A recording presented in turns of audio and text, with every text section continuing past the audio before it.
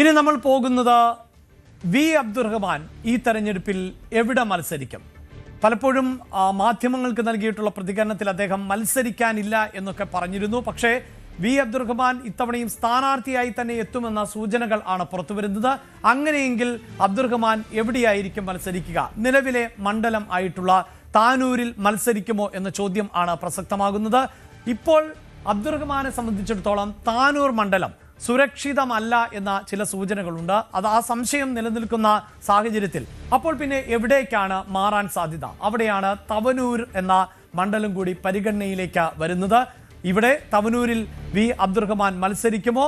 കൂടുതൽ സുരക്ഷിതമായ ഒരു മണ്ഡലം എന്ന നിലയിൽ അവിടെ നിന്ന് മാറുന്ന സാഹചര്യം ആണ് ഉണ്ടാകുന്നത്. നമ്മൾ മറ്റു ചില വിവരങ്ങൾ കൂടി ഒന്ന് പങ്കുവെച്ച് പോകുന്നത്, അബ്ദുറഹ്മാനെ സംബന്ധിച്ചിടത്തോളം അദ്ദേഹം ഈ നിയമസഭാ മണ്ഡലം മാറുമ്പോഴും എടുത്തു പറയേണ്ടത് മുനിസിപ്പാലിറ്റി ചെയർമാൻ എന്ന നിലയിൽ അടക്കം പ്രവർത്തിച്ചിട്ടുള്ള ആളാണ്. കോൺഗ്രസിന്റെ ഒരു പശ്ചാത്തലമായിരുന്നു ഉണ്ടായിരുന്നത്. KSUവിലൂടെ രാഷ്ട്രീയ രംഗത്തേക്ക് കടന്നു വന്നിട്ടുള്ള നേതാവാണ് അബ്ദുറഹ്മാൻ എന്ന് നമുക്കറിയാം. കോൺഗ്രസിന്റെ ഒപ്പം സഞ്ചരിച്ചിരുന്ന ആൾ പിന്നീട് കോൺഗ്രസ് വിട്ട് മുന്നണിയുടെ ഭാഗമല്ലാതാവുകയും അങ്ങനെ ഇടതുമുന്നണിയിലേക്ക് എത്തുകയും ചെയ്ത മുഖം ആണ് എന്ന് നമുക്കറിയാം. 2016 താനൂരിൽ നിന്ന് അബ്ദുറഹ്മാൻ വിജയിച്ചിരുന്നു. അന്ന് അബ്ദുറഹ്മാൻ പരാജയപ്പെടുത്തത് അബ്ദുറഹ്മാൻ രണ്ടത്താണിയാണ് എന്നതുകൂടിയാണ് ഓർപ്പിക്കേണ്ടത്. ഒപ്പം 2021 എത്തുമ്പോൾ താനൂരിൽ നിന്ന് അദ്ദേഹം വീണ്ടും മത്സരിച്ച് വിജയിക്കുന്നു. അന്ന് PK ഫിറോസിനെയാണ് പരാജയപ്പെടുത്തിയത്. പിന്നീട് മന്ത്രിയാകുന്ന സാഹചര്യം, കായിക വകുപ്പ് അടക്കം കൈകാര്യം ചെയ്യുന്ന സാഹചര്യം ആണ് ഉണ്ടായിട്ടുള്ളത്. ഇങ്ങനെയുള്ള ഒരു പശ്ചാത്തലത്തിൽ അബ്ദുറഹ്മാൻ വീണ്ടും മത്സര രംഗത്തേക്ക് എത്തുന്നത് എവിടെ നിന്നായിരിക്കും? താനൂരിൽ നിന്ന് തന്നെ മത്സരിക്കുമോ? ആ സംശയമാണ് ഉണ്ടാകുന്നത്. അതിന് മറുപടി അനുമോദ് നൽകും. അനുമോദ്, അബ്ദുറഹ്മാൻ മത്സരത്തിനേ ഇല്ല എന്ന മട്ടിലൊക്കെ ചിലപ്പോൾ പ്രതികരിച്ചിരുന്നു എന്ന് നമുക്കറിയാം. പക്ഷേ മത്സരരംഗത്തുണ്ടാകുമെന്ന സൂചനയല്ലേ ഇപ്പോൾ വരുന്നത്? താനൂർ ഉപേക്ഷിക്കാൻ സാധ്യതയുണ്ടോ?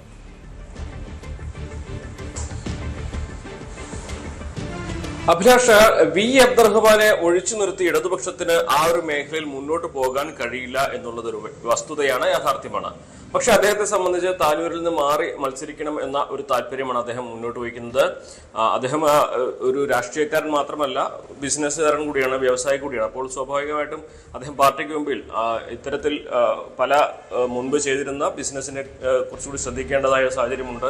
മാറി നിൽക്കണമെന്നൊരു ആവശ്യമൊക്കെ മുന്നോട്ട് വെച്ചിട്ടുണ്ട്. പക്ഷെ പാർട്ടിയുടെ അഭിപ്രായത്തിൽ അദ്ദേഹം താനൂർ തന്നെ മത്സരിക്കണമെന്ന കാര്യമാണ് അദ്ദേഹത്തിന് മുമ്പിൽ വെച്ചിരിക്കുന്നത്. കാരണം താനൂരിൽ മറ്റൊരു പേര് പാർട്ടിയെ സംബന്ധിച്ച്, CPM-നെ സംബന്ധിച്ച് എടുത്തു പറയാനില്ല എന്നുള്ളതാണ് പ്രധാനപ്പെട്ട ഒരു കാര്യം.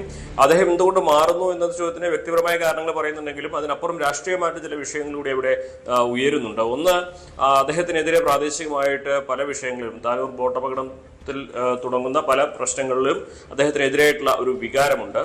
മാത്രമല്ല, മുൻപത്തെ പോലെ അവിടെ UDF-ന്റെ വോട്ടുകൾ ഭിന്നിക്കുന്നൊരു സാഹചര്യമല്ല, കോൺഗ്രസിന്റെ വോട്ടുകൾ ഭിന്നിക്കുന്നൊരു സാഹചര്യമല്ല എന്നാണ് കോൺഗ്രസ് അവകാശപ്പെടുന്നത്. പൊന്മുണ്ടം ചെറിയമുണ്ടം ഒക്കെ ഉള്ള പ്രശ്നങ്ങളൊക്കെ പരിഹരിച്ചു കഴിഞ്ഞതോടെ അബ്ദുറഹ്മാന് UDF-ൽ നിന്ന് വോട്ട് ആ തരത്തിൽ ലഭിക്കില്ല എന്നൊരു വിലയിരുത്തലുണ്ട്. ഒപ്പം തന്നെ അദ്ദേഹം തന്നെ മുൻപ് പറഞ്ഞിരുന്നു SDP-യുടെ വോട്ട് UDF-നെതിരായിട്ട് തനിക്ക് അനുകൂലമായി ലഭിച്ചിട്ടുണ്ട്. ഇത്തവണ അങ്ങനെ ഒരു സാഹചര്യമാണ് ഉണ്ടാകില്ല എന്ന സൂചനകളും വരുന്നുണ്ട്. അങ്ങനെ 3-4 ഘടകങ്ങൾ അവിടെ അബ്ദുറഹ്മാന് എതിരായിട്ട് താനൂരിൽ ഇപ്പോഴുണ്ട്. ആ ഒരു സാഹചര്യം കൂടി വിലയിരുത്തിയാകണം അദ്ദേഹം അവിടുന്ന് മാറാനുള്ള ഒരു താല്പര്യം പ്രകടിപ്പിക്കുന്നത്. നേരത്തെ നമ്മൾ റിപ്പോർട്ട് ചെയ്തതാണ് അദ്ദേഹത്തെ തവനൂരിലേക്ക് പരിഗണിക്കുന്നതായിട്ടുള്ള ഒരു കാര്യം.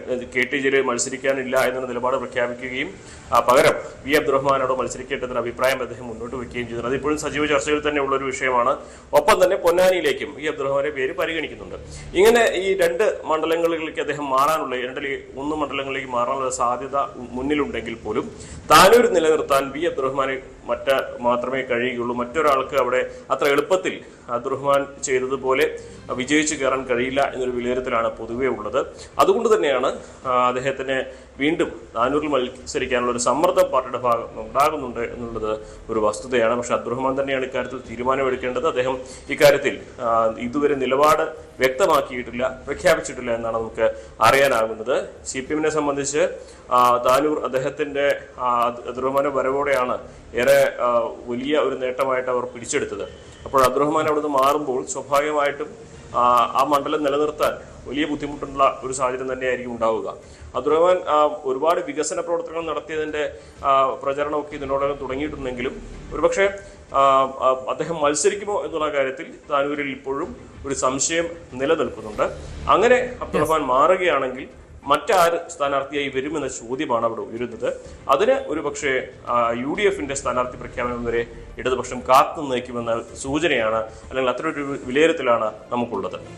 തീർച്ചയായും അവിടെ എന്തുകൊണ്ടാണ് ഈ തവനൂർ എന്നൊരു ഓപ്ഷൻ കൂടി മുന്നിൽ കാണേണ്ടി വരുന്നത് അനുമോദ്? പ്രത്യേകിച്ച് തവനൂരിൽ നമുക്ക് കഴിഞ്ഞ തവണത്തെ തെരഞ്ഞെടുപ്പ് ഫലമൊക്കെ അറിയാമല്ലോ. ഇപ്പോൾ ജലീലിന്റെ വിജയം എന്നത് 70,000 വോട്ടുകൾ നേടിക്കൊണ്ട് ഫിറോസ് കുന്നംപറമ്പിലിന് 67,000-ൽ അധികം വോട്ടുകൾ നേടാൻ പറ്റുന്ന സാഹചര്യം. ഒപ്പം ഇത്തവണത്തെ തദ്ദേശ തെരഞ്ഞെടുപ്പിലേക്ക് വരുമ്പോൾ അവിടുത്തെ ഒരു UDF-ന്റെ അപ്രമാദിത്വം നമുക്ക് കാണാനുമൊക്കെ സാധിക്കും. കാരണം കഴിഞ്ഞ തെരഞ്ഞെടുപ്പിൽ തവനൂരും എടപ്പാളും തൃപ്പങ്ങോടും ഒക്കെ UDF-നുണ്ടായെങ്കിൽ LDF-നോടൊപ്പം കാലടിയും മംഗലവും വട്ടംകുളവും ഒക്കെ നിന്ന സാഹചര്യം.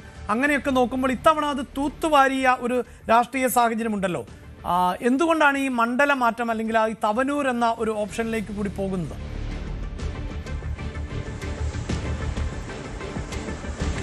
തവനൂര് ഇടതുപക്ഷം സ്വതന്ത്ര സ്ഥാനാർത്ഥിയെ മുൻനിർത്തി വിജയിക്കുന്ന ഒരു മണ്ഡലമാണ്. അവിടെ KT ജലീലാണ് ആ മണ്ഡലം രൂപീകരിച്ചത് മുതൽ അവിടെ നിന്ന് വിജയിച്ചു പോരുന്നത്.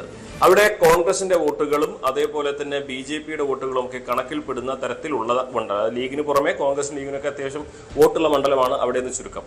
അപ്പോൾ ഇടതുപക്ഷത്തിന്റെ വോട്ട് കൊണ്ട് മാത്രം അവിടെ വിജയിച്ചു കയറാൻ കഴിയില്ല എന്നുള്ളത് ഒരു ചരിത്രമാണ്. അത് KT ജലീൽ കാലങ്ങളായിട്ട് പയറ്റുന്ന ഒരു തന്ത്രം കൂടിയാണ്. കൃത്യമായിട്ട് UDF-ന്റെ വോട്ട് ഭിന്നിച്ചുകൊണ്ടാണ് അവിടെ KT ജലീൽ വിജയിച്ചു പോരുന്നത്. അപ്പോൾ ജലീലിന് പകരം പാർട്ടി ചിഹ്നത്തിൽ ഒരാൾ മത്സരിച്ചു കഴിഞ്ഞാൽ ഒരുപക്ഷെ UDF-ൽ നിന്നുള്ള വോട്ടുകൾ അവർക്ക് സമാഹരിക്കാൻ കഴിഞ്ഞേക്കില്ല എന്നൊരു വിലയിരുത്തലാണ് പൊതുവെ ഉള്ളത്. അതാണ് സ്വതന്ത്ര ചിഹ്നത്തിൽ തന്നെ മത്സരിക്കേണ്ട സാഹചര്യം തവനൂരിലുണ്ട് എന്ന് പാർട്ടി വിലയിരുത്താനുള്ള കാരണം. അവിടെ ഇടതുപക്ഷത്തിന്റെ വോട്ട് കൊണ്ട് മാത്രം ജയിക്കാനാകില്ല എന്ന് തിരിച്ചറിവുള്ളത് കൊണ്ടാണ്. ഇനി ജലീലിന് പകരം മറ്റാർക്ക് ഇത്തരം UDF-ന്റെ വോട്ട് സമാഹരിക്കാൻ കഴിയും, UDF-ന്റെ വോട്ട് ഭിന്നിപ്പിക്കാൻ കഴിയുമെന്ന ചോദ്യത്തിന് അതേ തലത്തിൽ വിലയിരുത്താൻ കഴിയുന്ന ഒരു വ്യക്തിത്വമാണ് V. അബ്ദുറഹ്മാന്റേത്. V. അബ്ദുറഹ്മാൻ കോൺഗ്രസിന്റെ മുൻ നേതാവാണ്. അദ്ദേഹം തവനൂരിലും അതേപോലെ തന്നെ താനൂരിലും ഒക്കെ തന്നെ വേരുകളുള്ള ഒരു മനുഷ്യൻ കൂടിയാണ്. അദ്ദേഹത്തിന്റെ നേതൃത്വത്തിൽ അവിടെ കോൺഗ്രസ് ഏറെക്കാലം ആ ഒരു മേഖലയിൽ പ്രവർത്തിച്ചിരുന്നു. അങ്ങനെ നോക്കുമ്പോൾ ജലീലിന് പകരം അവിടെ UDF-ന്റെ വോട്ട് ഭിന്നിപ്പിക്കാൻ കഴിയുള്ള മറ്റ് പാർട്ടിയിൽ നിന്നുള്ള വോട്ടുകൾ കൂടി ശേഖരിക്കാൻ കഴിവുള്ള ഒരു വ്യക്തിത്വമായിട്ടാണ് V. അബ്ദുറഹ്മാൻ അവിടെ കാണുന്നത്. അങ്ങനെ ഒരു സാഹചര്യത്തിൽ അബ്ദുറഹ്മാൻ അവിടെ തവനൂർ നിലനിർത്താൻ കഴിയും, സ്വതന്ത്ര ചിഹ്നത്തിൽ മത്സരിച്ച് നിലനിർത്താൻ കഴിയും എന്നൊരു വിലയിരുത്തലാണ് അവിടെ പ്രധാനമായിട്ടുള്ളത്. അതായത് നമുക്ക് ഒരു മണ്ഡലം മാത്രം എടുത്ത് ഇക്കാര്യം വിലയിരുത്താനാകില്ല. ഇതെല്ലാം പരസ്പരം ബന്ധിക്കപ്പെട്ടിരിക്കുന്നത് മലപ്പുറത്തിൻ്റെതായ ഒരു സവിശേഷ രാഷ്ട്രീയ സാഹചര്യം കൊണ്ടാണ്. മലപ്പുറത്ത് ഇടതുപക്ഷം വിജയിക്കുന്നത് ഒരിക്കലും പാർട്ടി ചിഹ്നത്തിലുള്ള വോട്ടുകൾ നേടിയിട്ടല്ല, അവിടെ സ്വതന്ത്രന്മാരെ മുൻനിർത്തിയുള്ള പരീക്ഷണങ്ങൾ കൊണ്ടാണ്. അപ്പോൾ ഇതെല്ലാം ചേർത്ത് വായിച്ചാൽ മാത്രമേ മലപ്പുറത്തിന്റെ തീരദേശത്തിന്റെ രാഷ്ട്രീയം, ഇടതുപക്ഷത്തിന്റെ രാഷ്ട്രീയം നമുക്ക് പൂർണ്ണമായി മനസ്സിലാക്കാനാവൂ. അഭിലാഷ്, തീർച്ചയായും അതുകൊണ്ട് തന്നെയാണ് അബ്ദുറഹ്മാൻ പറയുന്നത് ഇടതുപക്ഷത്തിന് മലപ്പുറത്തുള്ള സീറ്റുകളിൽ ഇത്തവണ ഒരു കുറവും വരാൻ പോകുന്നില്ല, ആ സീറ്റുകൾ നിലനിർത്തുക തന്നെ ചെയ്യുമെന്ന് മാത്രവുമല്ല മുന്നേറ്റം നടത്തും എന്നുകൂടിയാണ് അബ്ദുറഹ്മാൻ പറഞ്ഞു വെക്കുന്നത്. അവിടെയാണ് അനുമോദ് പറഞ്ഞു വെച്ച കാര്യങ്ങൾ ഏറ്റവും പ്രധാനപ്പെട്ടതായിരുന്നത്.